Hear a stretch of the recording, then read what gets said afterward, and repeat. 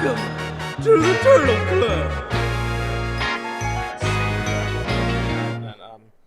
All right, so we are we're starting. Yeah, the Master of Disguise 2002, the Turtle Club podcast. 2022, we have officially begun with our fucking adventure. This fucking bullshit. I am. Before we get excited. into anything, Michael has requested that he say something before anyone else. So, Michael, take it away. Yeah. Okay. So I would like, if you hadn't listened to the first episode or you forgot episode 0, I had never seen the movie before. I Great also start. came up with the name for our podcast, the Turtle Club. I did not know that the restaurant club in the movie was called the Turtle Club. I made that up because I knew about the turtle, and I said, so you actually didn't know? I had no idea. So when I watched the movie the first time, I freaked out. I was like, "Oh my god!" Wait, no fucking way! Because when you I said swear Turtle to Club, God. I was like, "Oh, perfect." I swear to God. Because Right, I remember the same amazing. text. I was like, we could be like the Turtle Boys too. I was just throwing stuff out there like that. And That's so fucking funny. Are you kidding me? Were you like marking out? What? Okay, when did you watch this? When I was watched your it viewing? New Year's. It was the first movie I watched of 2022. On Saturday morning, I was really hungover, and I watched it at about like 8 a.m. And when they got there, I freaked out. It was actually the most excited I got in the movie. All right. Well, okay, we've gone into general discussion a little bit already. So, what were your thoughts? Your first viewing? It was bad. Okay. Okay, so there's one joke that made me laugh, and then there's the running joke that's decent. Okay. What's the one joke that made you laugh? The one joke that made me laugh is when it's the flashback and he's like disguising himself, but he's not good at it. One of the kids, and he has underwear on his head, and one of the kids in the background goes, "Why does he have underwear on his head?" And That's not even a joke. And that made me laugh.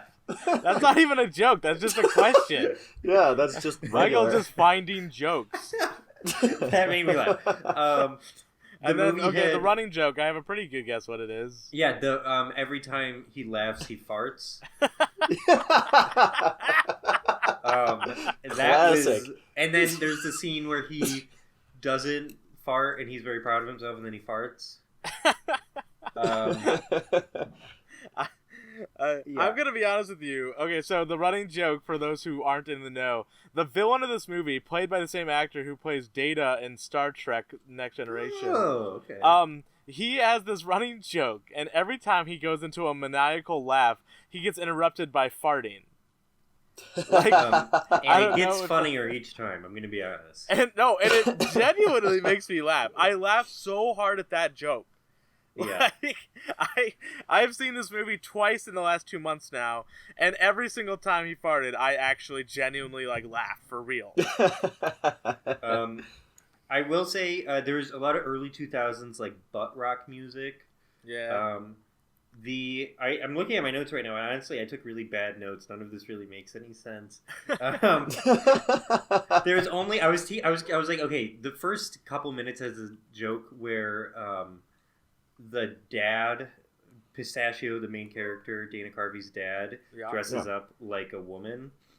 And so I was like, okay, there's going to be a ton of those jokes. Like, oh, it's a man as a woman. And I was surprised to say that was pretty much the only man as a woman joke. Well, there was a few disguises as... Right, but they don't play it off as a joke like they do in the first scene. No, well, it's do you know who that woman is in the first scene? No. That's Bo Derek. Who's Bo Derek?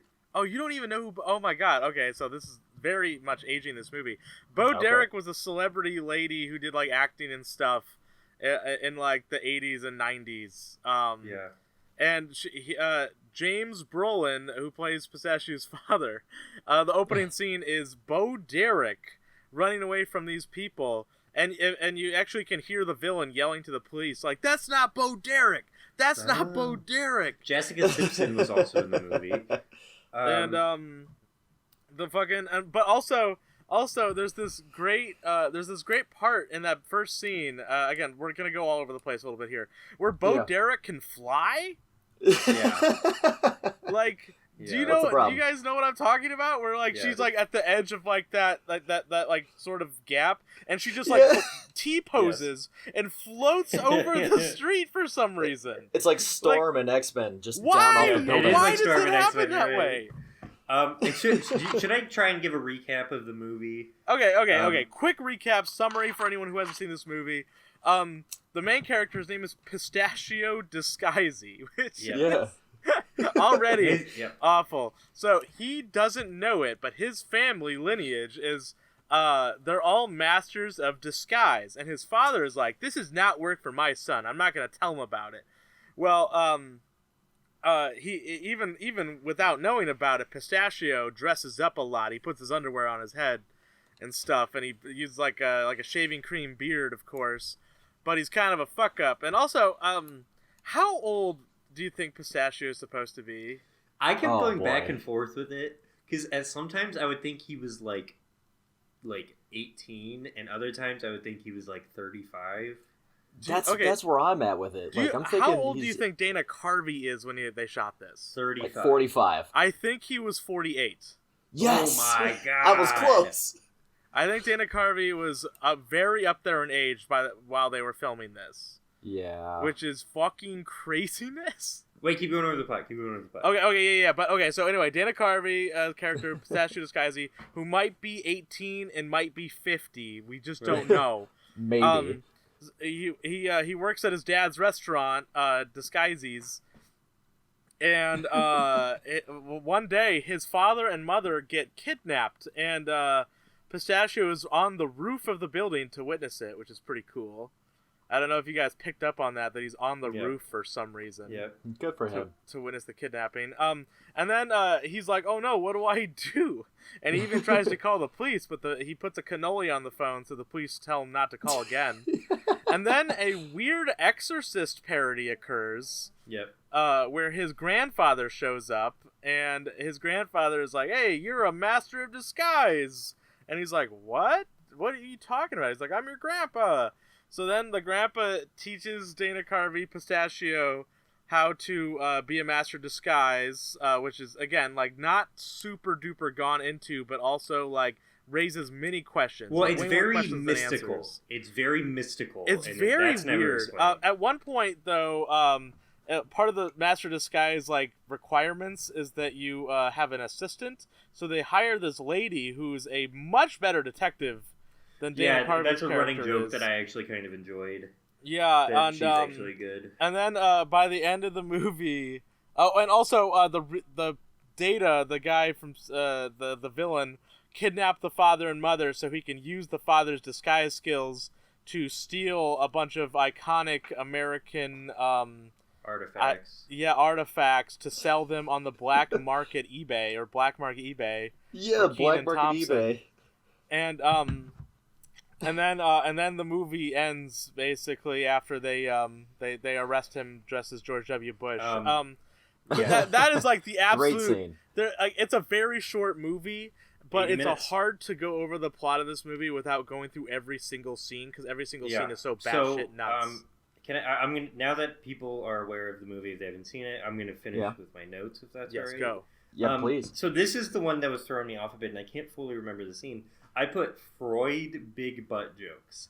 And I think that's in reference. I think that's in reference to a joke about his mom having a nice butt that he says. Okay, so, I actually know this one. Dave, go. Yeah, all right. So, you see it in the beginning of the movie where he's going on a date with this lady, and like he's talking to his mom. It's like, oh, I found the woman of my dreams. He also has a really bad Italian accent that makes me worse. It's really bad. That he's it's born really with, bad. by the way. Yeah. When he's a baby, he's born with a bad Italian accent. Yeah.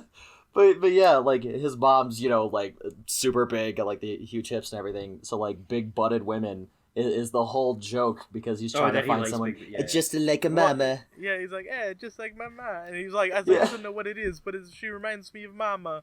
And it's it's just like she's got the biggest ass. That made me really uncomfortable. It's very uncomfortable. It's like, what the fuck are you talking about? These Freudian fucking shits. Like, what? Dude, there's a whole scene where they're interviewing for the assistant, And then, like, it's just the two of them talk, like the grandpa and Pistachio talking to each other, like, yeah, you know, she's a little challenged in the rump region. And she's just like, I can hear challenged. You. Yeah. Yeah, she's like, I can... Okay, there's so much to go over here. First of all, like, one thing that I really want to mention is the Energico. Yeah. Yeah. Like, again, we are going all around here. This movie just baffles me. It really does. Like, so, my experience watching it for the first time this year was New Year's Eve night at 3:30 in the morning. I was very drunk and high. I got a text from him. And I texted Michael. By the way, I don't think we even introduced ourselves. We jumped into this way too quickly. I'm Eli. Oh, yeah. I'm Dave. I'm Michael. Yeah, and so I texted both of them. I'm like, hey, it's 3:30 in the morning. I'm super fucking blackout. I'm gonna watch this movie. Yeah. And I'm gonna take notes. And my notes are very illegible. Like they're in my phone. And there's some things that I don't even remember what this means. Like, one thing I wrote down is just Zach and Cody. Oh, wait, that's one of my notes. Okay. Oh, yeah. Okay, explain this to me, because I don't know what this means. Okay, so I looked this up because I was looking through the letterbox. Dylan and Cole Sprouse play the baby Pistachio. No way! Oh. Like the infant one? Yeah. It says young Pistachio on the thing, so I think that's the baby. Or is it them? Is it him when he's like in school and he gets bullied, where you got your one? Maybe that. I don't know. So are we gonna get like a young Sheldon spinoff then? Yeah. Young Pistachio. Okay, so that's interesting. Okay, so I was actually stoked that I was able to recognize Zach and Cody. I'm usually one of you might have been looking at the IMDb or something. One joke that it wasn't a joke. Something that made me laugh. He meets at the beginning of the movie. He like is talking to a kid, and the kid goes and like Pistachio says something like, "Where's your mom and dad?" And the kid goes, "I never had a dad." Oh yes, okay. Oh. That Pistachio goes, "Oh yes, you're Papa deficient." Yeah. Yeah. And that is the funniest scene in the movie because what the fuck? Well, in that same scene, there's like an old guy just randomly standing there, and I guess they're in Little Italy of like somewhere. And there's this guy's like, "Hey, Pistachio, why don't you do one of your funny voices at the kid? I love that." Yeah. So then there's a weird moment where I think Dana Carvey is taking a shot at Mike Myers in some way. Yes. Where he does like a little dialogue from Shrek. He does an impersonation of Shrek and Donkey. He's like, "What? You don't like a Shrek?" And the kid doesn't laugh. He just totally stonewalls him. And the kid just stares. And Shrek is a much better movie than this. Well, and I think it was trying to take shots at Shrek because famously, Dana Carvey was a little bit like pissed off at Mike Myers over stealing the voice for Dr. Evil. And again, I think this movie was Dana Carvey's attempt at making like an Austin Powers. Yeah. Like this was supposed to be his equivalent. Like was this supposed to be like a series? And but there's a few other shots that this movie takes at other movies. Like I have a suspicion that Energico is like sort of taking a shot at the Star Wars prequels that were coming out at the time. Oh. Because if you remember near the end of the movie, they're like, it's the dark side of Energico. Yeah. Yeah, that's right. Oh my god. Like, we didn't even get into this. So Energico is this weird unnamed force that the disguisees use to disguise themselves. And honestly, like, I think there is magic involved in the, would you say that they have supernatural abilities? Yes. Yeah, to sort of tap into it, they have to be like, oh, become another person. Become another person. So it's that chanting. It's very important. Like, they literally become another person. Like that's so the idea is that they have knowledge that they don't have, that like this person has. But then that doesn't work because if you remember, there's the scene later where the bad guy catches him in a disguise. He's like, "Oh, hey," he says to his henchman, he's like, "Oh, hey, Mike, your wife called," and he goes like, "Oh, thanks." He's like, "You're not married," and then he unmasked him. And it's like, bro, like if the whole point of Energico is that you like gain the knowledge of this person that you are playing, like what? That doesn't happen in that scene. Like, all right, it's not very well defined. You, making fun of my favorite movie here. No, this is so. Like, and I really want to emphasize that this is a terrible movie, but I did laugh at it. No, I mentioned. I got a couple jokes laughs in. I've mentioned all the times I've laughed. I laughed several times throughout this movie. Well, not I guess even we'll get like into something because else, of how bad it was. I actually laughed a few times. Can I get into something that's probably the worst thing in the movie? Yes. Sure. Well, first, I have a note that says his accent is going to make me suicidal. And then the second thing after that just says brown face. Oh, okay. What's the problem? When he's training with his grandfather, he turns into a stereotypical Middle Eastern Indian man. That's right. Okay, it's Indian, and the absolute worst snake part charmer of it. scene. Okay, so if you remember, that the way that scene plays out is it starts and he's sitting in brown face wearing a turban. Yes. Yeah. And there's like a snake charming like situation set up. Yes. And he's like, "Oh, so what is it? I just do a funny accent?" And then he does like a really bad, like offensive Indian accent. Oh, yeah. And then his dad goes, I know his grandpa goes, "No, that's a cheap parlor trick. That's bullshit. Yeah. You have to actually become another person." And then he uses the Energico, and then he goes into a more offensive accent. And it's like, oh, this movie had a chance to redeem itself by the grandpa calling itself out a little bit. But no, it is awful. It is so bad. It is so offensive. It doubles down. I was amazed by this. That was one of my predictions, and it was true. And that caused me to do my first time check for how long I was into the movie, to which I was baffled. I was only 24 minutes into the movie. And this is a very short movie. 24 minutes is almost half. I was very upset that I was only 24 minutes into the movie because it felt like much longer. Yeah, that's like just over a third. I did. Michael? I sat there. That's when I looked up the Dylan Sprouse thing.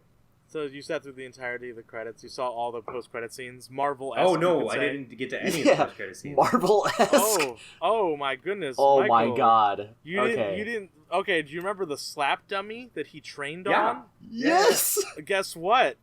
There's a person inside of there. Oh fuck! There's just a little man stay for the credits. And for some reason, it's a little person. For some reason, this man is dressed as Mario. I've got a note that literally just says slapping dummy man 3 question marks. Well, one of my notes here is how does he eat? Like how does the little guy in the slapping dummy eat? How does he go to the bathroom? Like how does this work? I need to know. Like there needs to be a spin-off on that guy. Okay. So I feel like we've gone over. Michael, do you have anything more to say about your viewing? Yeah, there's a couple more things. I'll speed run this real quick. The eventual assistant comes for the interview. Jennifer and she Esposito. Goes, right. Yeah. And she goes, "Oh, I'm sorry, I just came from yoga." And I put in my notes, why wouldn't it be okay you just came from yoga? you I don't know what the issue is. Well, you know what? There's a joke right there that I laughed at. Where like, okay, so her son is the kid that didn't laugh at the Shrek impersonation. Right. Yeah. Correct. And so she meets Pistachio, and she's like, "Oh, I'm sorry, my son is bothering you. He says crazy things. He thinks your name is Pistachio." Pistachio. Yeah, that was a decent. Yeah. And he's like, "It is." And he's like, "Yes, that is my name." And she's like, "Oh." Oh. Okay. And then next note is, wait, the Turtle Club is from the movie. Yes. Yeah. Then time check at 45 minutes. And then, is that supposed to be Al Pacino? Yes. Oh my god, I love that scene. He to distract. They need information about where the bad guy is. So to distract while his assistant is looking for information, he pulls at a party with with someone who's there. Who's the bad guy? What were they looking for?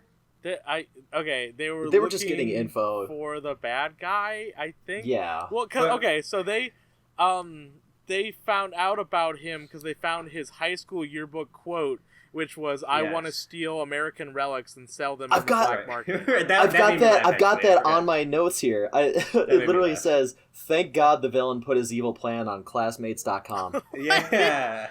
Like, which is also kind of a funny joke. Yeah. Oh, I thought, yes. And then, so to distract them while they're searching for information, Pistachio disguises himself as an Al Pacino type from Scarface. From Scarface. Yeah. And he also has a shrunken head. Yeah, I don't get that. Couple more notes. Time check an hour in, so they're getting closer together. Like, at that point, you'd think the movie is just getting started, but no, there's 20 minutes left. And then I put Kenan Thompson makes a cameo in this movie. And he plays himself, by the way. Yeah. For like half a second. Jessica Simpson is in this movie as a disguise for the father. That's Michael Johnson. Forced to do it. And final note I put is, why did they make their own music for this movie?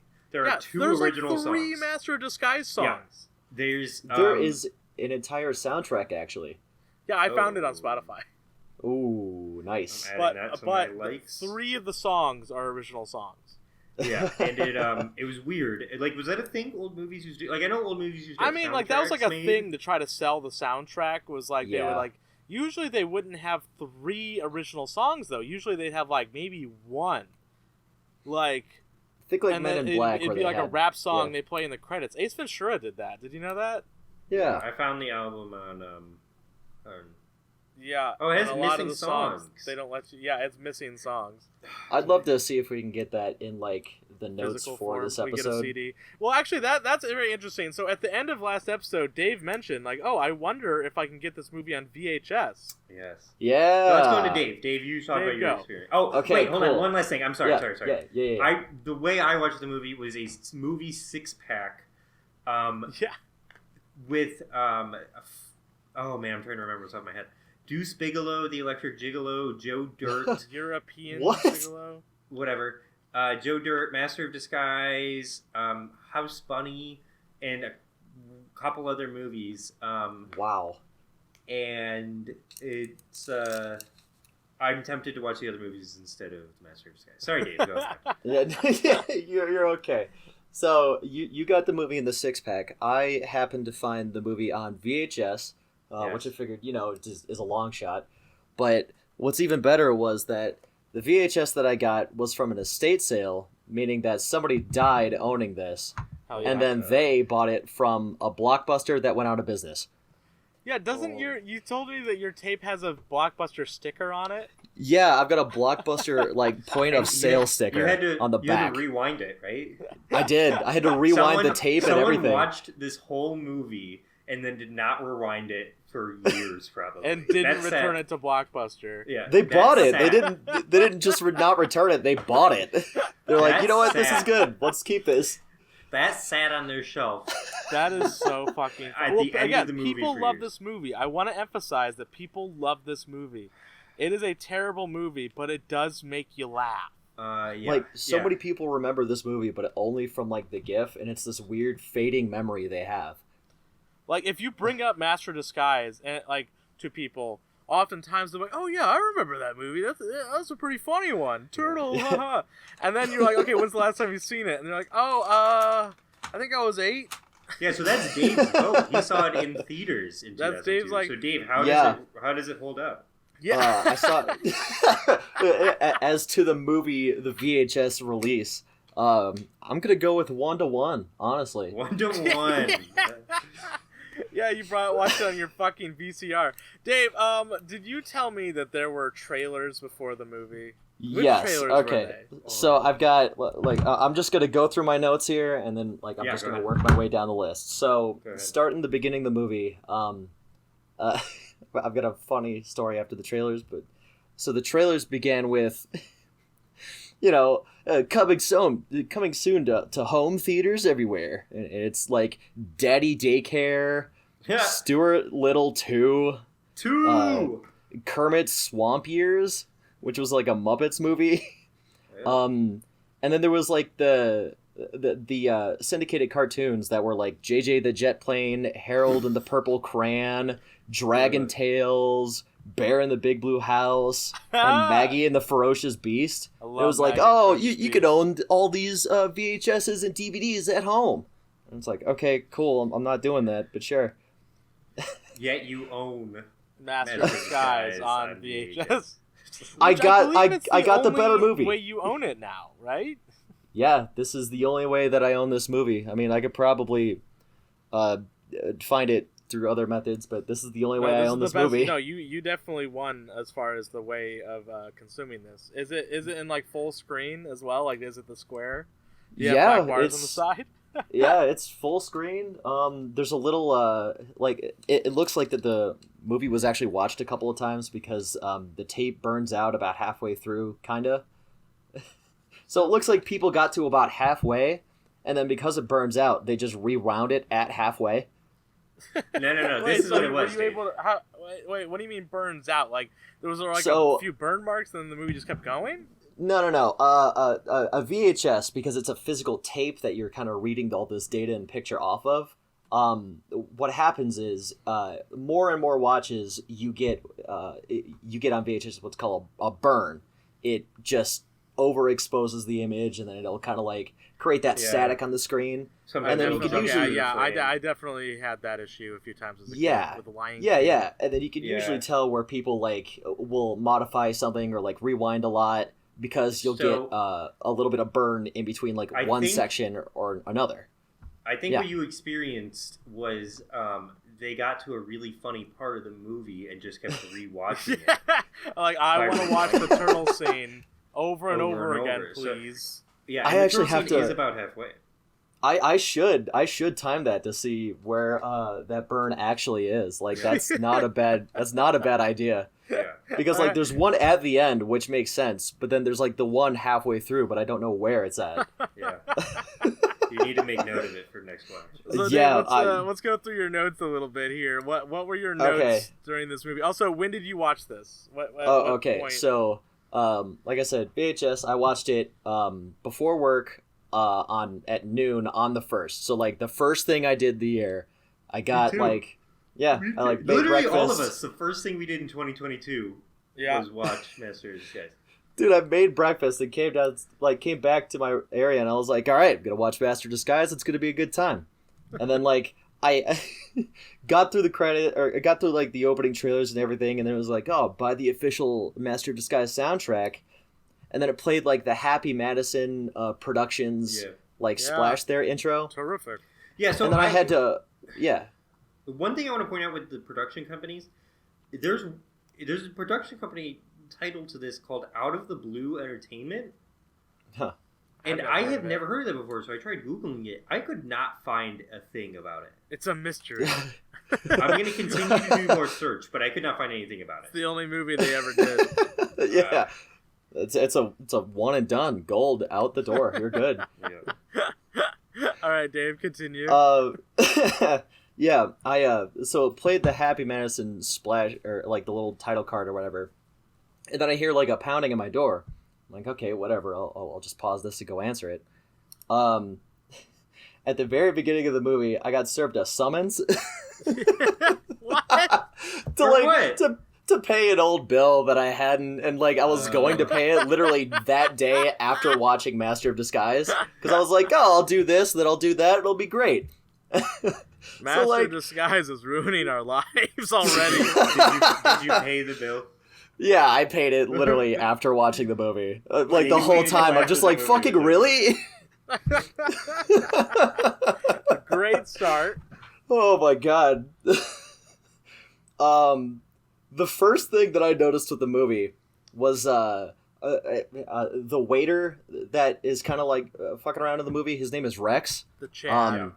Yeah. He recently got kicked off of Bob's Burgers because of his involvement with the January 6th riot. Yeah. Wait, that's the guy who voiced Jimmy Pesto? That's Rex. Rex is the guy. Pesto? What? It's Jimmy Pesto. And he got kicked off for doing the January 6th riots, which, by the way, the 1-year anniversary of that is tomorrow.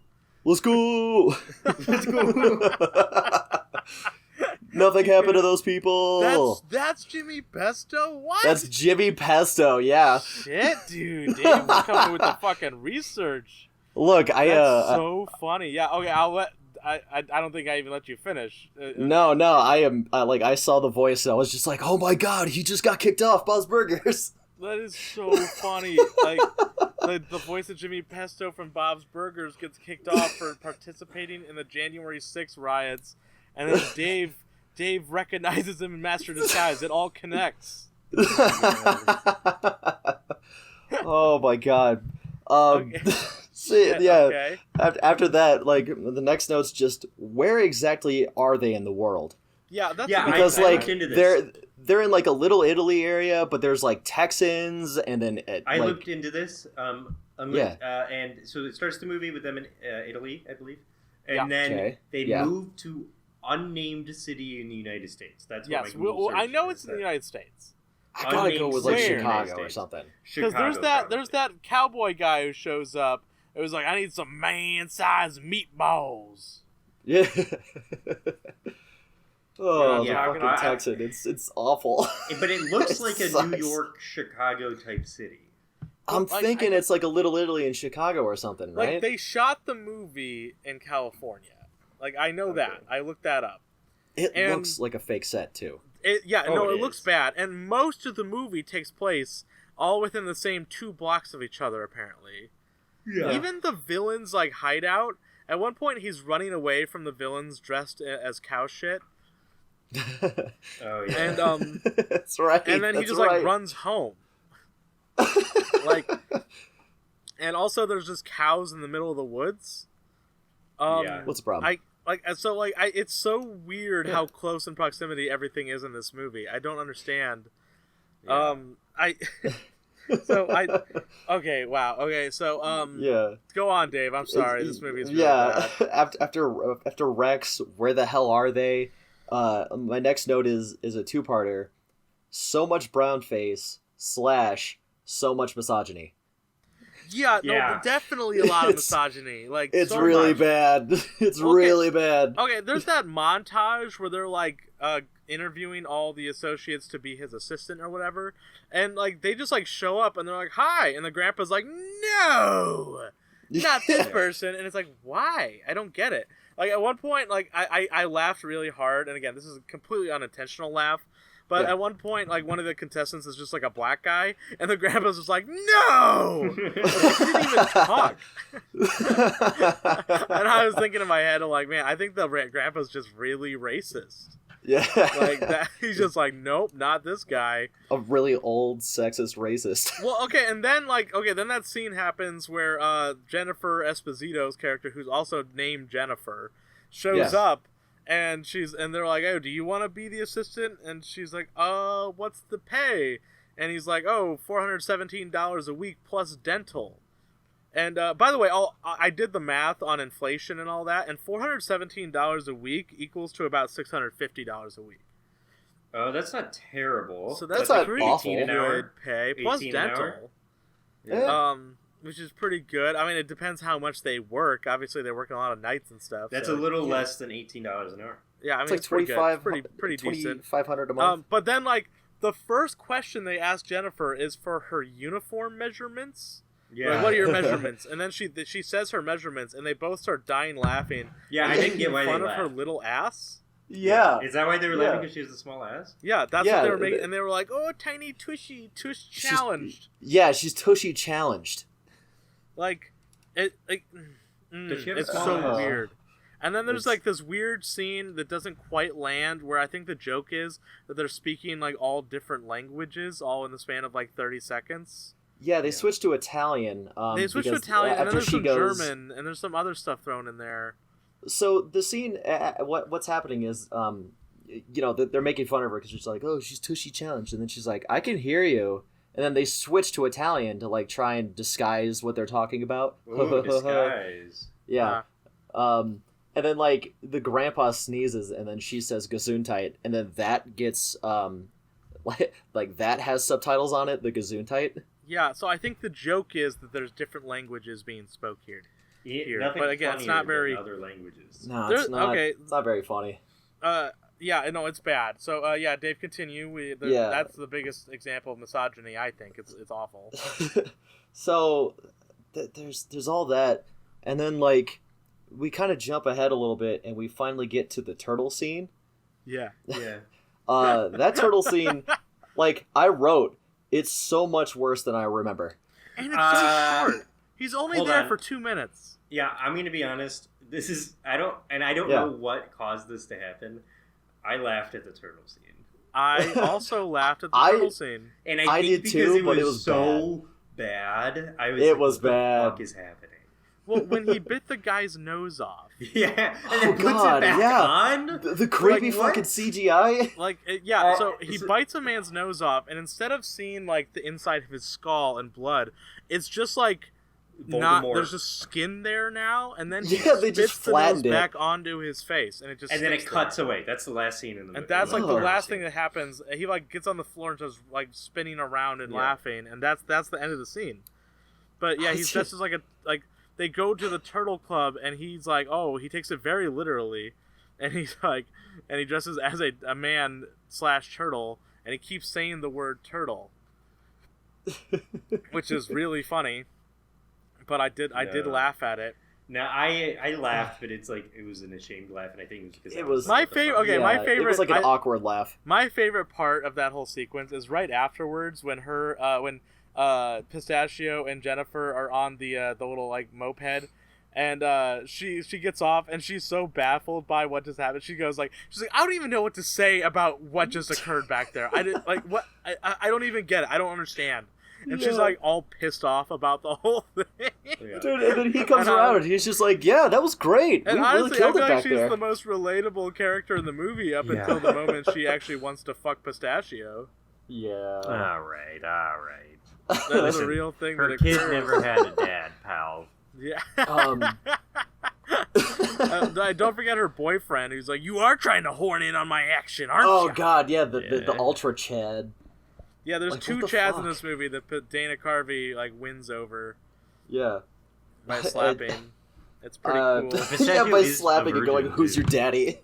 Yeah, he goes, "Who's your daddy?" That's the whole thing. Because that's a reoccurring joke.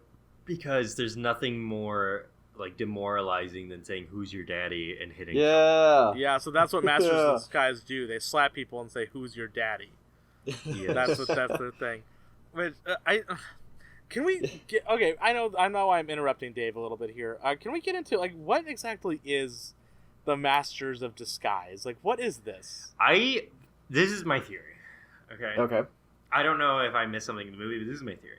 They're an old cult group thing, kind of like the Templars, you know. The Illuminati. They broke off from the Assassin's Guild. The Illuminati, but less. Yes, the assassins from Assassin's Creed, you know. And Yeah. they practiced mystical powers that gave them these abilities. Throughout the years, they slowly started losing the religious or spiritual aspects of it, but still kept the mysticism. And that's where the more modern day spy espionage type disguisey family came from. That's my feel like theory. you have put more thought into this than they did. See, now, exactly. Yeah. I really appreciate that theory because Eli got it exactly right. Yeah. Like, it's bad. I think yours is a much more interesting story than what they told. Yeah. Well, they didn't tell anything for that. Well, no. There's the flashbacks. Remember, they helped Abraham Lincoln get elected. Oh God! I forgot about my the God! fucking That's scene. right. Oh no! The hype What's man. the song that plays? It was the move it. That one. No. It was the Six Flags commercial song. With the old dancing guy. Really, in my version, it was "I Like to Move It, I Move Like It." to Move It, Move It. Do you have a different song, Dave? I might need to go back and watch that now. It was "I Like to Move It" from not from anything, but I know it from Madagascar. I associate it with Madagascar. Yeah. And I was like, "What the fuck is this?" And it's just like an Abraham Lincoln impersonator, like doing like pre-Fortnite dances. Yeah. So there's this whole sequence. There's like montage of the disguises throughout history and how they've influenced it. And I honestly don't remember many of them, but the one I do remember, because again they're very forgettable, is that they're like, Abraham Lincoln was actually a very boring speaker. So then everyone's bored at one of his speeches, and then there's like someone dressed as him off stage waving him off. He's like, "Oh, I'll be right back. I gotta get a cup of water," and then he walks off. and he sort of like tags in this other guy, this the hype Disguisey, man, who runs on, is like, "Woo! Who's ready to dance?" And they play "I Like to Move It, Move It." Like they did in back in 1860s America. 64, yeah. and everyone starts dancing along with Abe Lincoln, and I guess that's what got him elected. This was the South jam. Seceded. Yeah, this was the jam in pre-Civil War America. They're like, that song sucks. Yeah. So that does occur. So like they've been doing this for a while, and it's weird because like there's a lot of inconsistencies here because. Like from what I can tell, the Disguiseys moved to America from Italy. Yes. Yes. Like the father describes, he's like, I got to get away for this life for my children. The father doesn't even really have that much of an accent. To be honest with you guys, as an Italian American, I don't appreciate the accents you guys are doing. Yeah. Wow. Yeah. But so the dad, played by James Brolin, yes, married to Barbra Streisand. Yeah. What? What? Yeah, that is real. I never knew that. That's so weird. Yeah, very weird. So there's a him. very good chance that she was at this movie's premiere during 9/11, which is Actually, really interesting. But yeah, he doesn't have an accent really. No, but like pistachio. A pistachio has the accent. Well, like, But okay, the and pistachio. the grandpa kind of has an accent. Yes. Like Yeah, Pistachio a little, has but it's the a base little one. more authentic. But then pistachio, and it's like, where did this come from? Yeah. Pistachio's like, hey, mamma mia, pizza pie. Hey, I'm a funny Italiana. It's really bad. Yeah, it's really shitty. The way he chooses to speak is upsetting. Yeah. And also another like not even meant to be a joke scene that I laughed at is when the old guy is like, hey, Pistachio, why don't you do one of your funny voices for the kid? And it's like, isn't he already? Yeah. Yeah. Okay, but yeah, so the Disguiseys, which is their real last name, by the way, Yes. like they're not associated with any sort of government, right? No, I don't believe so. I think They're like independent. Yeah. I think they're like freelancer mercenaries. They're like a mercenary intelligence like organization. Yeah. That's like handed down from generation to generation where they use Energico. Can other people use Energico? Like, can they access the powers of Energico if they're taught? Is it like a Jedi thing where anyone could use the Force? I think or it's you have a genetic thing. I think it's genetic. Like I have a down? theory. I have a what's your theory. Yes, It's Dave, like go.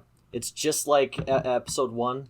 It's the midichlorians. Everyone's got them, but Some people only have them certain more. people could tap into So it. the Yeah. Disguiseys have more metachlorians, enterchlorians than anyone else in the world. So they're able to access Energy-chlorian. this. And so because the grandfather says at one point, like, you become a person, you gain their knowledge.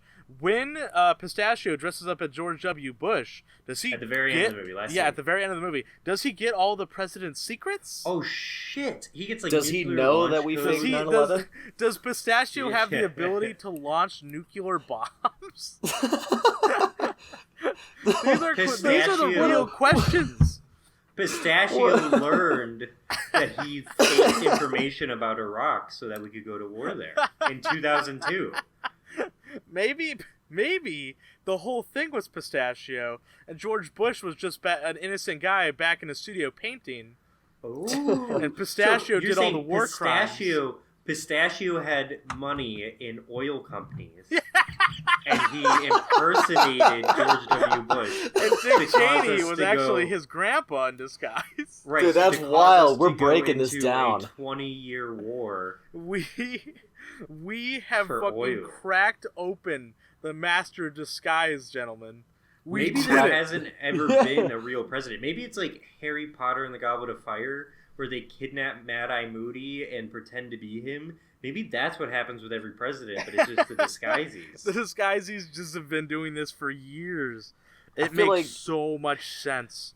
Okay, there's 2 presidents who were impersonated in this movie. Like, we've already Lincoln and Bush. Yeah, we've already like established that they are like an Illuminati type organization, like And a Freemason. it is also established that they get the knowledge from the people they impersonate. And that's why Data farts. Right. Because to expel the microchip. Wait. Right. and just to add to this point a little more, when the father at the end of the movie is tricked into disguising himself as the villain, as Data. Yeah. Oh. And so he can't snap out that he is Data because he's so deep into his disguise. Yeah, the dark side of Energico. Right. See, so that builds up to like the whole Master of Disguise. You gain the intelligence. Pistachio couldn't gain the intelligence early on because he was still like an apprentice. Apprentice level 1.5. Yeah, 1.5, so as he gets better, it gets better going on. Okay, see, this is the real deep. We're gonna have to watch this movie 52 times. I want to emphasize this, guys. We are one viewing in, and we're already 51, baby. This is interesting. All right, Dave, do you have much else? Yeah, Dave, keep going. I'm so sorry we interrupted this. No, you're okay. After the turtle scene, there was the note like, "Thank God he put his evil plan on classmates.com." Yeah, that's really good. which is great. And then I've just got montage times 2. One is called Party Cuban. The other one is Cow Pie Runner. Like there's 2 montage scenes. It's like where he disguises himself as the dude at the party, and he's like Al Pacino, and he's tearing it up at the party and like being a big distraction. So like what's her face could go steal all of the main villain's secrets. There is the dance montage randomly. Yeah, where he's just boogieing down, and the one guy, and then the Data goes like, he's ruining the party. It's like, what? No, he's not. He's the only one having fun at this party. Yeah, like he's tearing it up. Like, also, with the band dancing on stage. Again, I know I keep interrupting, but in that scene, at one point, Jennifer asked him, like, "Hey, do you have a bathroom?" And he goes, "Aw." Yeah. What? Like what? Like imagine saying to someone like, "Hey, I really have to shit. Can you tell me where the bathroom is?" And they go, "Aw." I would be like, okay, I'm not gonna talk to you anymore. I would just leave. Reaction yeah, you just gave me. It's a little creepy. Yeah. All right, Dave. After the dance scene, like he gets caught, and it's like, all right, I gotta get out of here. And then there's like that scene where he's on the boat in like the pond.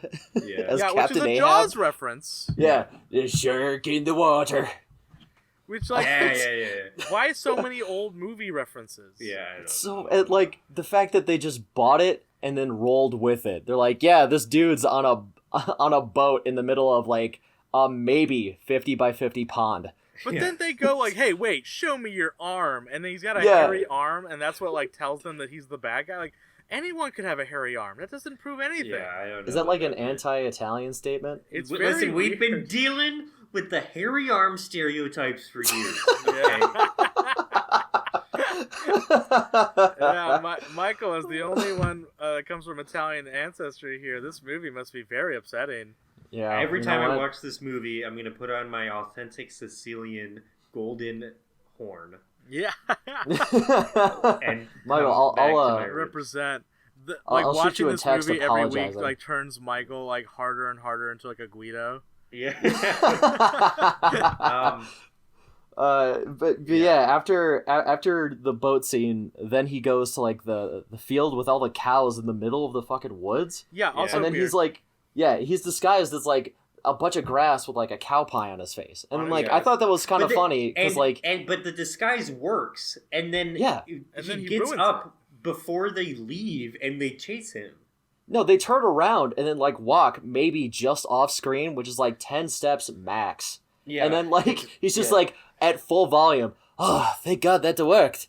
And then they just turn around and go, oh, it's him. And then he slips down like the cow pie mask, and then it's just montage with him running. You hear another Master Disguise song. Yeah, it's like a Scooby-Doo chase scene. Like, he's the Master of Disguise. Yeah. Yeah. Skipping forward a bunch more, like I was so baffled by this movie that I tried to pick out like the more obvious ones that kind of just stood out of just being weird. There's a scene where like the waiter brings in like a cart of food and it's got like a cherry pie on it, right? Yeah. And he's like, "Oh, sir, do you want your slice of pie today?" And he's like, "Not tonight." And then he's like, okay, he starts carting it out, and he puts it in the hallway, and he's just like, where did this even come from? Yeah, honestly, I really like that chef, the black dude who plays the chef with the cherry pie stuff. He does a really good delivery. He has 2 lines in the movie, but I actually laughed at him going like, where did this even come from? Yeah, and then Pistachio comes out of the cherry pie as he disguises himself as a cherry pie. And what I want to know is what he was going to do if he wanted a slice of cherry pie. That's where I'm at. But then, like, the scene directly following that, instead of, like, coming out of, like... So there's, like, a sheet over the cart to kind of help dress it up. Instead of coming out of the side of, like, underneath the sheet, Pistachio crawls up through the pie. And he's a whole pie. His whole body is cherry pie. He didn't have to disguise himself as the pie. He could have just been in the cart. Yeah. What did he learn about that pie, though? Well, yeah. Oh, God. What was the knowledge that pie possessed? Yeah. What was the knowledge there? That's a good point.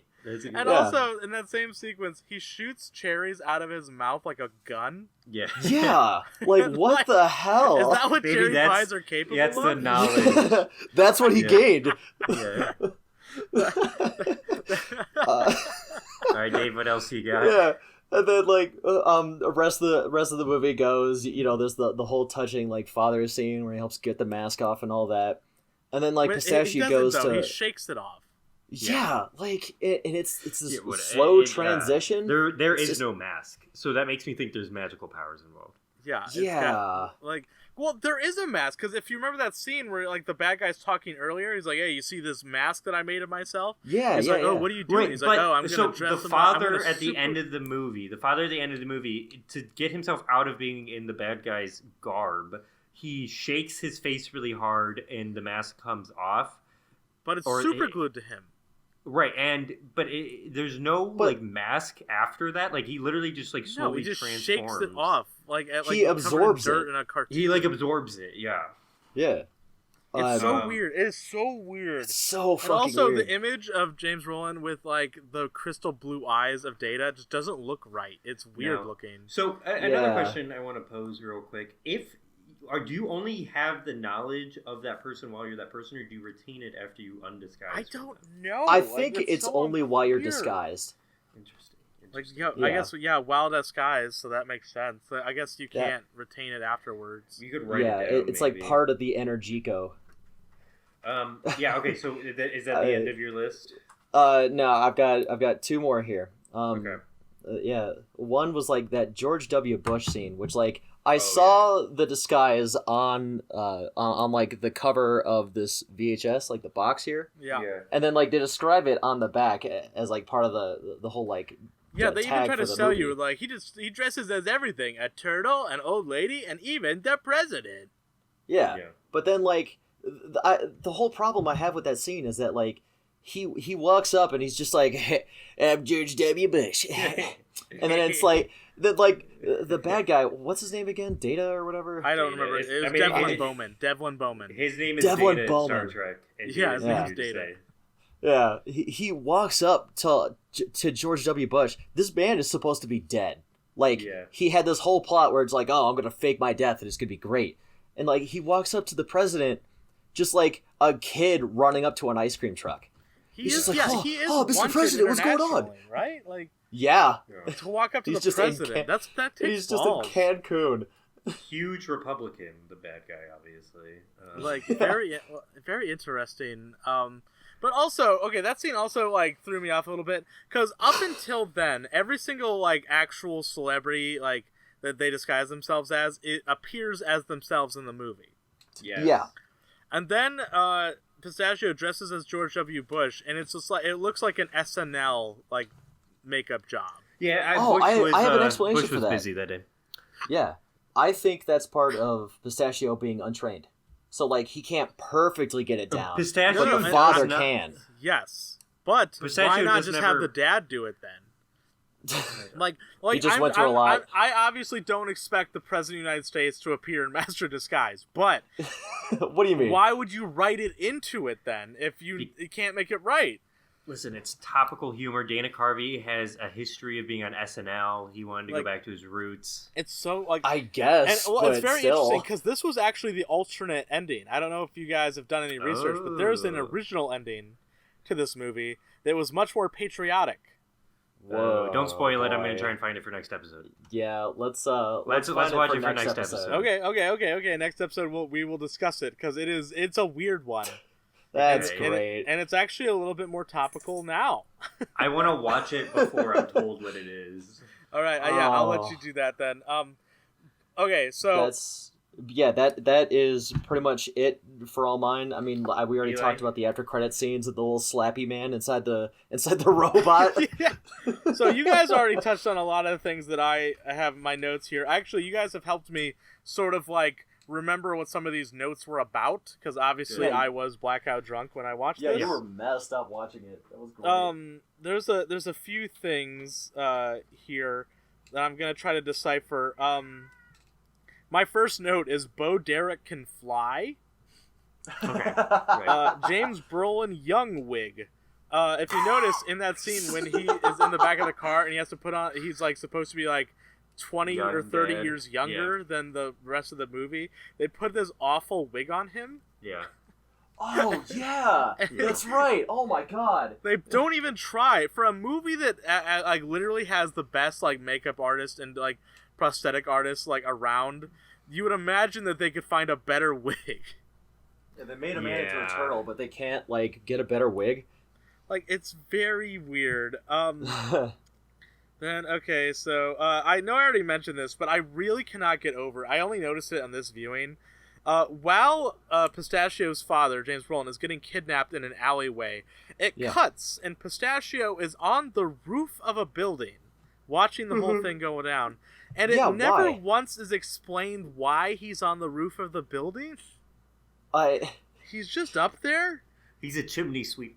It's very weird. I think it was supposed to be like him contemplating or something. And then there's this weird sequence where Pistachio is like panicking and he calls the police and he puts a cannoli on the phone. Yeah. Which again, the cannoli seems saw offensive. it all. Yeah. It is. Like imagine it's like the Italian he puts a cannoli on the phone, huh? Yeah, it's like an Irishman putting a potato on the phone. Yeah, it's like seriously. And then one of my biggest laughs of the movie was that on the other side of the line, it's kind of quiet. The policeman goes, "Please don't call again," and then he hangs up. So that's like how they get the cops out of the picture. Then there's the Exorcist reference. I kind of liked the joke of the pop-up book that always had the really, really specific answer to their questions. Oh, I like that one too. That was fun. Yeah, I didn't like that. I thought it was kind of funny when it's like, but Grandpa, why can't you help me with it? And then the pop-up book says like, I think it says like, in the event that a master disguise's father is stolen, he cannot get help from the grandfather. Yeah. Like, which is kind of funny. It made me laugh. Which is really, really funny. I just like that they made the actual pop-up book. Also, speaking of misogyny, does Pistachio's mother have a single scene not in a kitchen? Oh my god, no. She's always wearing like an apron. But I think that has to do with like the Italian stereotype. Does Master of Disguise pass the Bechtel test? I mean, do two women ever talk to each other in this movie? I don't think two women are on scene at the same time. No. There is one scene at the bar. Jennifer and the big butt lady that Pistachio's into. I think they exchange like one sentence, and it's about a guy. So no, it does not pass the Bechdel test. All right. Wow. So that's the one guy, and then there's the whole sequence, and we sort of touched on this where the bad guy, he's kidnapped Pistachio's father in order to steal all these American relics and like landmarks, sort of. And the way to do that apparently is to dress yourself up as D-list celebrities. Jessica Simpson is C-list. Yeah, but Michael Johnson. Yeah, they got Olympic athletes. I did a lot of research for this movie, movie, and I Googled a lot of things for this movie, but I did not Google Michael Johnson because I kept forgetting that he was in this movie. I don't know who that is. I think he's a track runner or something. Maybe he was in the Olympics. he did the baton. He got like the gold. baton pass thing, like the relay. But like it's weird because like imagine you're a guard at the Smithsonian, and then like an Olympic like runner walks up and is like, "Hey, can I have the Constitution?" And he's like, "Yeah, 4 sure." gold medals. 4 gold Like, medals. honestly, Nicolas Cage had the wrong fucking route. Yeah, he really messed up. He should have gone with the disguises. Yeah, Michael Johnson is like, hey, can I have the Constitution, please? He And they're won like, yeah, his sure. medals in, like, 96. So this Oh my movie God. being filmed in 2001, it wasn't, like, I don't know, like... That's Oh, after no, he didn't. the I'm next... sorry. Let me correct. He won one of his gold medals in 96 and one in 2000. Oh, so that's I mean, he was way still more kind of topical. relevant at this time. It's still weird, though. Yeah. It's still weird. It is very... So, okay, so there's a note in here that I had to decipher. I was thinking about it earlier, and I think I remembered what it means. So it says, gay moment, ice cream in mouth. I have no fucking idea what you're talking about. Okay. So I thought I had to think about this. I was like, what the fuck is happening? Do you remember the scene where the grandfather and Pistachio are walking down the street eating ice cream cones, and they see that woman with the really large butt, and they're like, "Oh, that's a really good butt, huh?" Yeah. And then the person turns around, and it's a man with a beard. It's a big fat guy, and they both, like, for some reason, it's a baffling movement. They stuff the entire ice cream cone into their mouth for some reason. Yeah, that's how you get rid of the gay. Like, yeah, I don't That understand. was I do their not shocked understand. expression. So they accidentally found a man attractive, and they were so shocked by it that they both simultaneously shoved their entire ice cream cone inside their mouth. I haven't figured out. You know how men sometimes will take cold showers to get rid of erections? Yeah.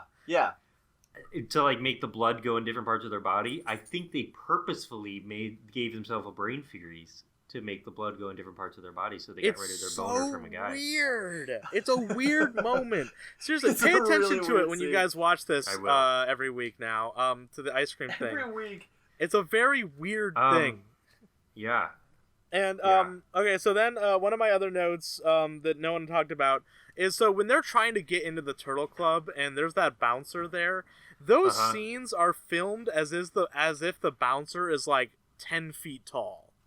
Yes, it's like Gandalf in the Hobbit. Why is it like it's almost a bird's eye view on Jennifer and Turtle Man, and then it's like a worm's eye view up at the bouncer? It's like, why is this one man? One could say a turtle's eye view. Yeah. That was their purpose, obviously. That was like, the big why are pull they here. making this man? Because there's a 2-shot with them, and he's not that much taller than them, but they filmed him as if he's like 5 feet taller than them, which is ridiculous. One disguise that neither of you guys mentioned was Gammy Num Num. Oh God, that's right. Oh, Where she starts hitting on him. Yeah. Where she's like an old horny lady who doesn't want to fuck Data. Yep. So that's the joke. At a toy auction. Yeah. That they go to, that Data goes to for some reason. And then, there was actually a cut scene in the end credits that explained that. Yeah, the may or may not character I thought was gonna had a lot of potential to be really funny. Why did they cut scenes from this movie? It's 80 minutes. I don't know. They still included them in the credits. It's like, put it back in there, you weirdos. And it would still be under 90 minutes. Like, seriously. It's so weird. So yeah, the Gammy Num Num thing, very memorable. I'm excited for her spinoff. It's gonna be very memorable. It's so funny. My note was Gammy Num Num spinoff when. Yeah. Honestly though. So then there's that party sequence with Al Pacino and her asking to go to the bathroom and shit. She's hiding. She's like sneaking through the house, and there's this moment where like 2 bodyguards, like henchmen, are like walking by her while she hides, and they're having an argument about the live-action Scooby-Doo movie. Yeah. I missed that. But if he's CGI or not. Yeah, they're arguing. He's like, no, that's a real dog. He's like, no, man, that's CG. And again, is that taking a shot at the live-action Scooby-Doo movie? Why would it take a shot at it? Like, is it trying to make fun of the CGI in some way? Like, I don't get it. Like, I mean, Scooby doesn't look great in that movie, but he looks fine. But it's a weird conversation. I don't Did they just tell them you can talk about whatever? So that was weird. But so then there's a bunch of old movie references in a row with Scarface and Jaws and The Exorcist. Yeah. Which even when this movie came out in 2002, all these things were at least 20 years old. Yeah, but I feel like that they were just famous. 30 years old. Yeah, I mean, same with Jaws. Jaws is old as shit. Yeah. It's just famous movie references, though. I think that's what they were just going for. And then, so after the sequence in which he runs away from the guys dressed as cow shit, and he runs home, he appears back at the house of the villain to save Jennifer, and his disguise choice is a Bavarian tax collector. Yes. Yeah, what? Yeah, from Streudelhofen or something. And I looked this up, and Bavaria is a state in Germany. I didn't know that Germany had states, so I learned something from this movie. Hey. Oh, fun. Okay. And then they walk away, and he's like, oh, this is a bad disguise. So then when they come back, he's dressed as sort of a James Bond-like character. Terry Suave is his name. Yeah. And he gives them a catchphrase. Like, some of the characters have, like, catchphrases here. And he goes, like, get it, got it, doubt it. And then he, like, winks. And, like, honestly, Terry Suave, I feel like is the only character in this that I'm like, I would rather watch a movie about that. Like, I don't know, like, make, like, a Johnny English type parody. Do you think that's a dig at Austin Powers? Maybe, honestly. Like, this movie is so weird. Well, everything about it's so weird. The Terry Suave shit's so odd, and he's like being like an asshole, and also like Dana Carvey I think is like 5'6". Like I think he's like sort of on the shorter size. He's not. So tall. how does the bad guy not be like, oh, all of these 5'6" guys keep showing up and fucking like cucking me? Maybe maybe now I he should wears be careful. Like part of the outfits that he's wearing, like, they involve shoes, because there's that scene after he crawls out of the cherry pie where he has cherry pie shoes. Yeah. Also a weird thing. That's how he gets caught later. So that's again, very 1. weird. 5. Also, after the Terry Suave thing happens, they, like, leave, and Data is, like, really annoyed.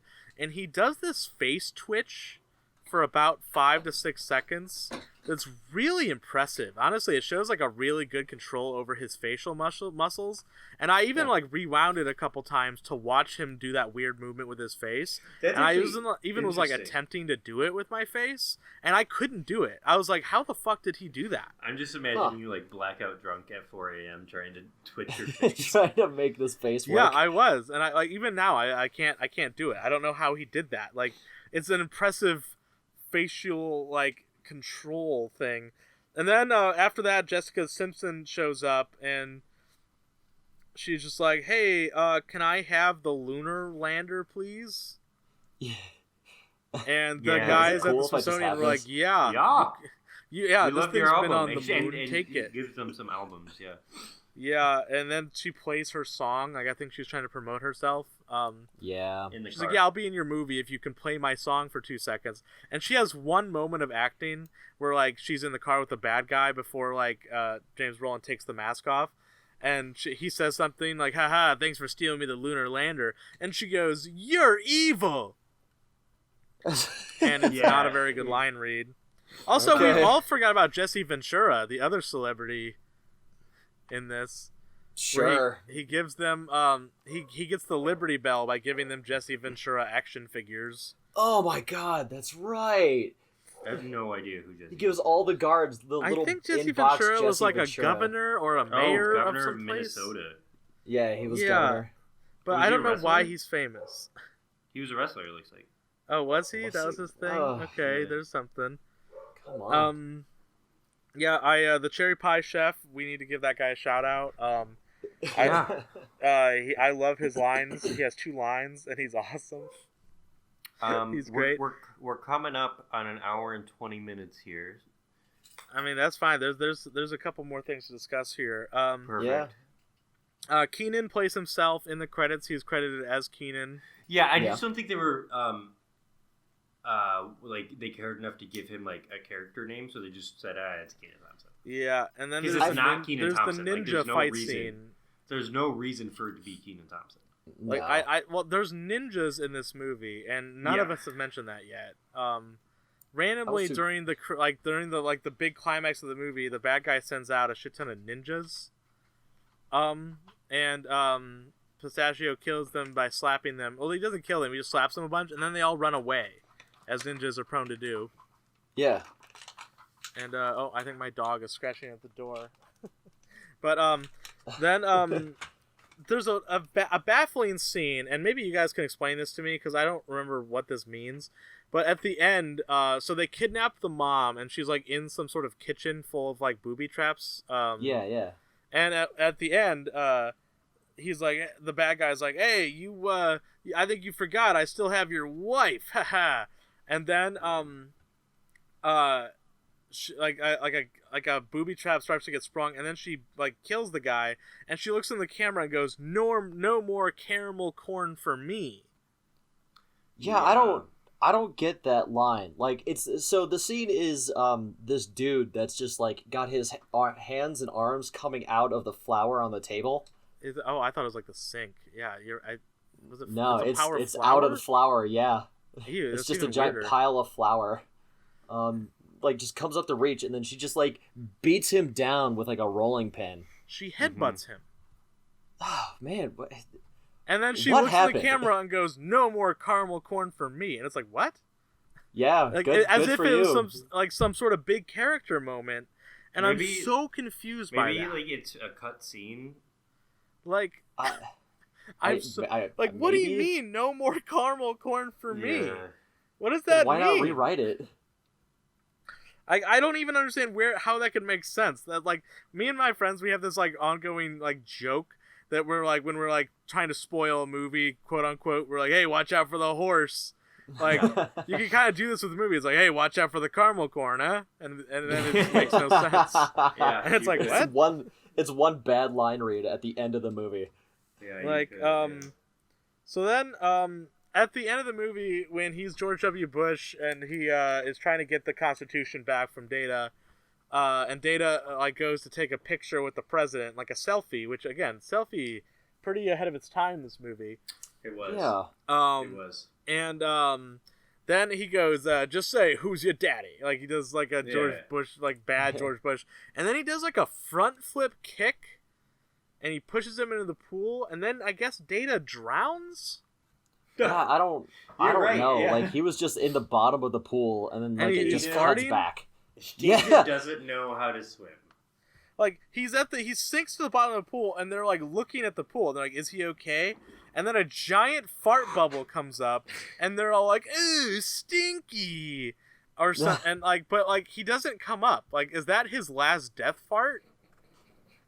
Like, is that the air leaving his body? Yeah, they say when you die, you expel your bowels. So, like, is that what is occurring here? Like, it's so really weird. It's so odd. But okay, so yeah, we are running a little bit low on time, so I do want to go over a couple things here. Yeah. Sort of outside of just the movie. So I bought this movie on Amazon Prime. Oh yeah. I spent $12 on it. Great purchase. God. Yeah. I spent $12 and I got 5 more movies. So I also have it on DVD, and so I like the DVD costs like $5. So I've spent a total of $17 on this podcast so far. I'm dedicated. I'm in. But I share an Amazon Prime account with my family. And they all know that I am doing this podcast because if you remember from episode 0, I asked them all. Yeah.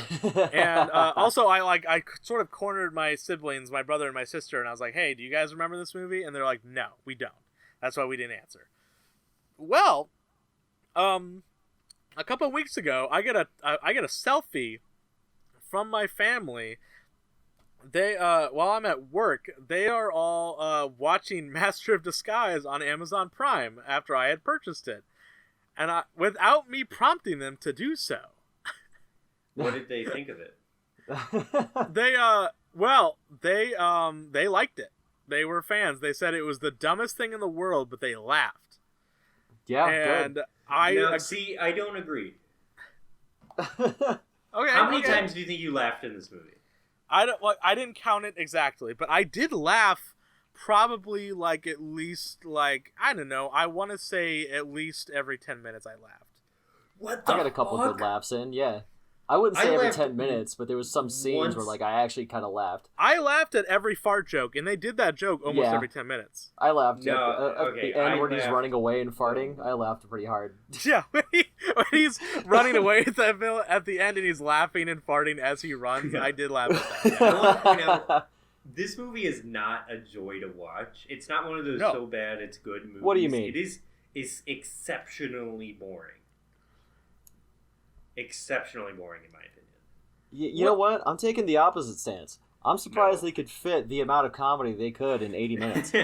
It's not even 80 minutes. It's 72 minutes before the credits. On the back of the VHS, it says approximately 80 minutes. That's after credits. That includes the credits. Yeah. There's like 10 minutes of credits in this I watched the reason. credits. Do you want to see Dana Carvey dressed as a turtle doing a drum solo? That's in the credits, buddy. This movie is very boring. Like, very boring. See, I wasn't bored. No, I'm bored when I watched this movie. I'm amused.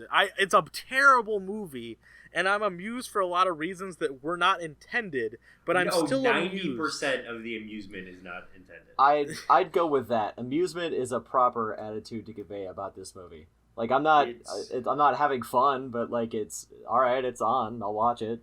Like, which is just it's very funny in its own way. But yeah, my family enjoyed it. They laughed. My sister, in particular, was quoting the turtle scene.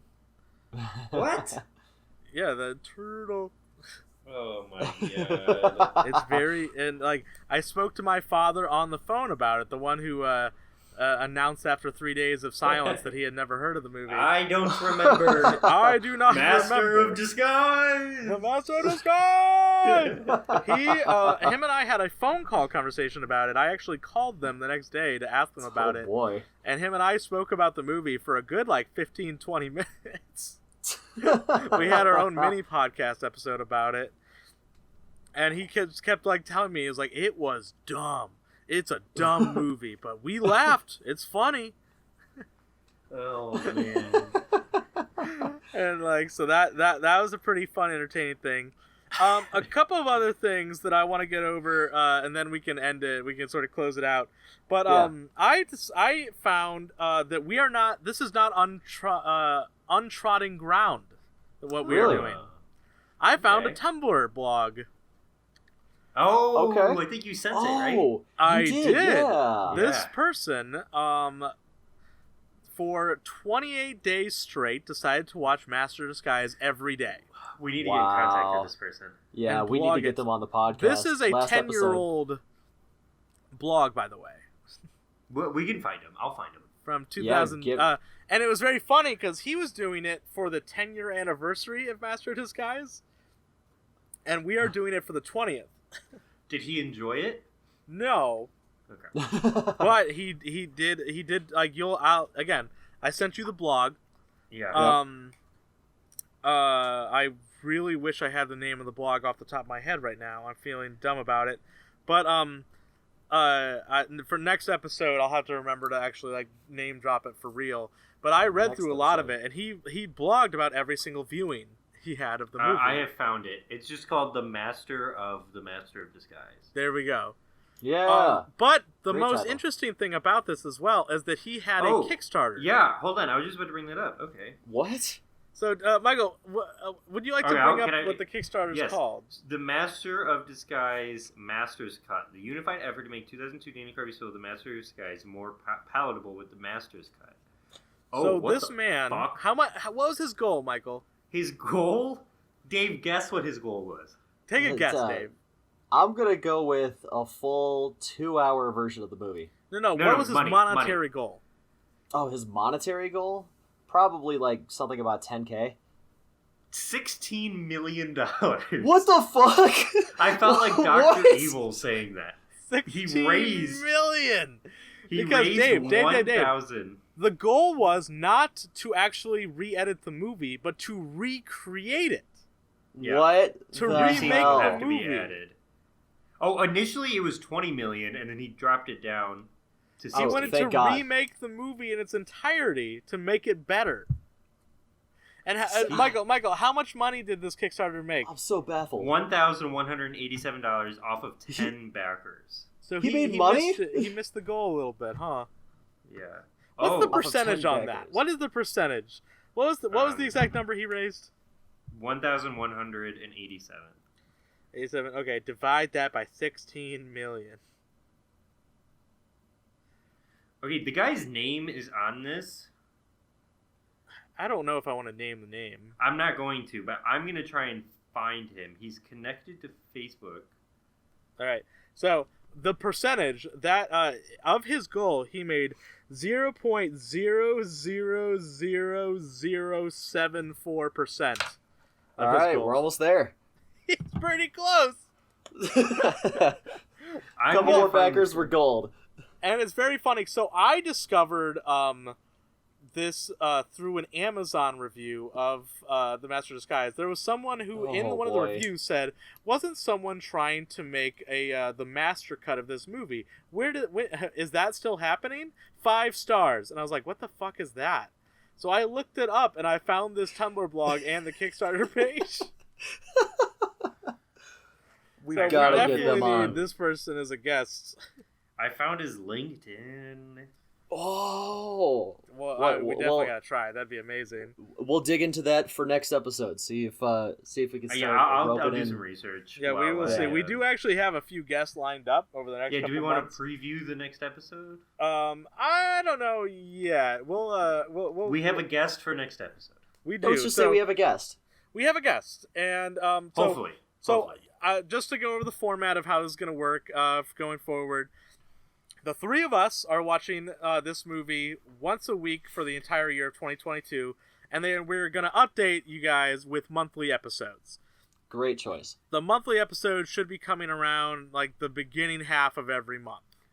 Yeah. And we're just going to sort of update you. We're going to have guests, and those guests don't have to watch it every week for a year. 4 times for their month. They're responsible. They have to for watch it 4 times in a month. Once a week for a month, and then the following month they are the guests. So right now, our guest for next month is already watching Master of Disguise. Oh, they are that's preparing exciting. themselves. Yeah. And so it's going to be really fascinating because, like, the second episode with the first guest is actually going to be the only time ever where the guest has seen it just as many times as we have. Yes. Oh, that's right. The rest of the guests we will have a huge lead on, but this is the only time ever, so that's going to make it very interesting in its own way. And this is a person who is going to watch all 4 of these without discussing it with anybody yet. Yeah. So that's going to be very funny. I also want to, before we end it out, I want to issue a small correction. There was some research done, and we found out that the turtle scene was not actually filmed on 9/11. Yeah, I was really bummed about that. I read the article. They were doing location scouting on 9/11, and but the first day of shooting was in October of 2001, and the first day of shooting was the turtle scene. And Dana Carvey in the turtle suit did have a moment of silence for the victims of 9/11. Oh boy! So not quite as exciting, not quite as scandalous.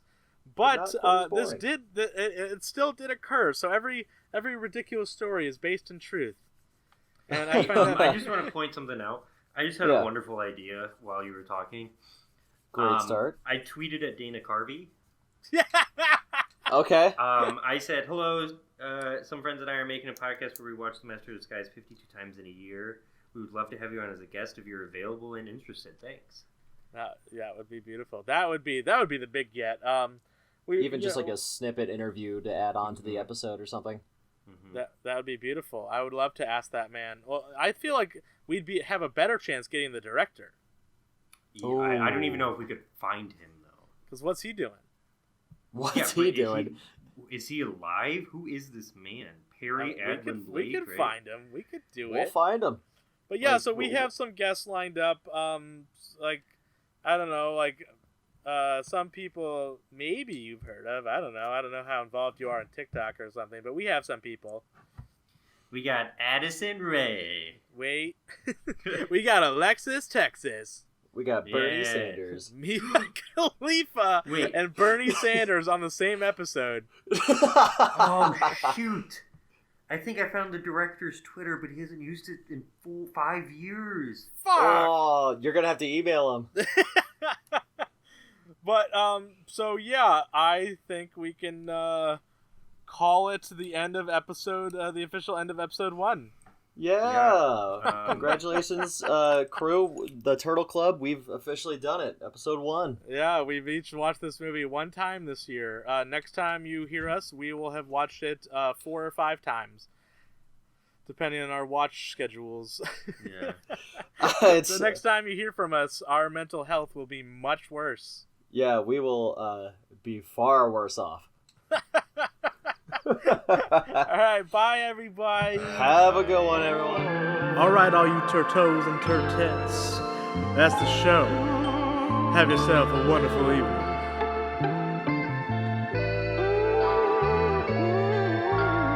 Bye-bye.